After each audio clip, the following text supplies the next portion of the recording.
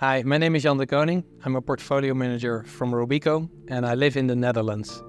And I love being over in South Africa because, as you know, Dutch people love to travel and I'm also one of them. And South Africa is one of the most beautiful countries in the world with the vast variety of wildlife, but also great wines, which is also one of my personal favorites reasons to visit South Africa. And one of my true passions next to investing is writing. It's a passion that I developed over the years.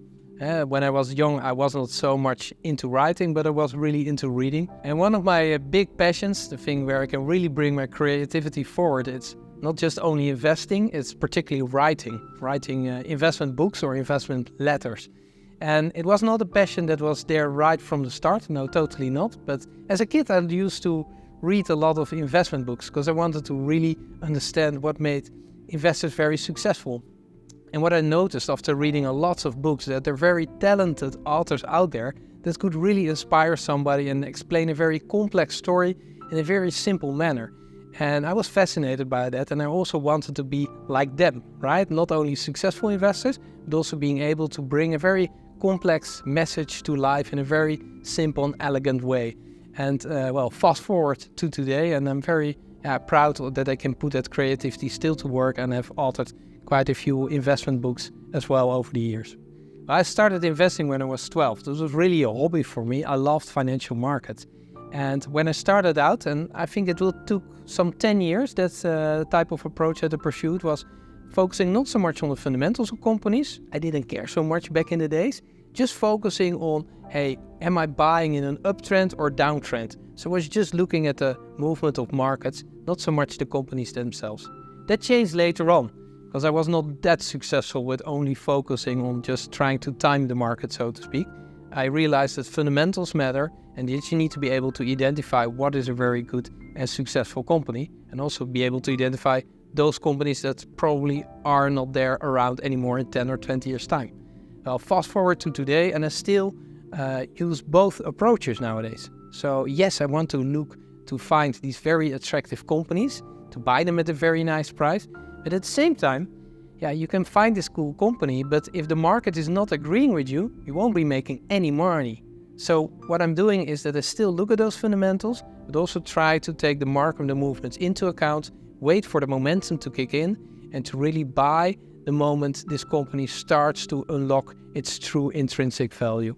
And that has made me, over the last 20 years, I would say, a better investor by just combining both approaches. One principle where I never will compromise on is basically shorting individual companies. I've been investing since the 90s. I also was an investor during the great financial crisis, and I saw how certain investors really got themselves into troubles by shorting certain names that really were in a short squeeze. So if you're on the short side of a trade, you want the stock to go down, not up. And certain stocks really went up quite fiercely in the market. And if you're on the wrong side of the trade, you would have lost a lot of money. And that taught me a lesson, made me very humble as well, to never short individual companies to prevent that you get yourself into troubles. That's the principle. Robeco was founded 95 years ago. And one of our first directors said, every investment decision should be research-driven. And it's still a key philosophy that we apply as of today for managing our quantitative portfolios.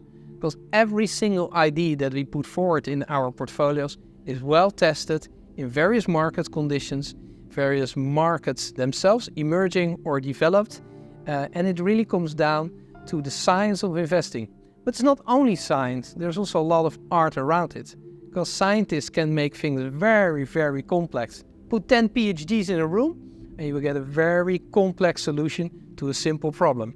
So therefore, we understood that it's not only the science, you also should have the art of the common sense that you apply to your research process.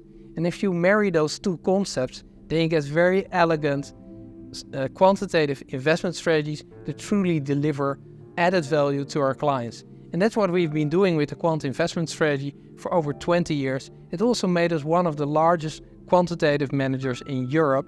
And in our strategies themselves, we combine very well-known signals like value, or the concept of quality firms, or the concept of market momentum, or the mood of analysts by analyst revisions. We combine that into one big stock selection model, also taking sustainability into account, because that really matters and can make a big difference also for your returns. And in the end, these portfolios we manage for our clients in a very risk-controlled, very consistent manner to ensure that we deliver the best results for our clients.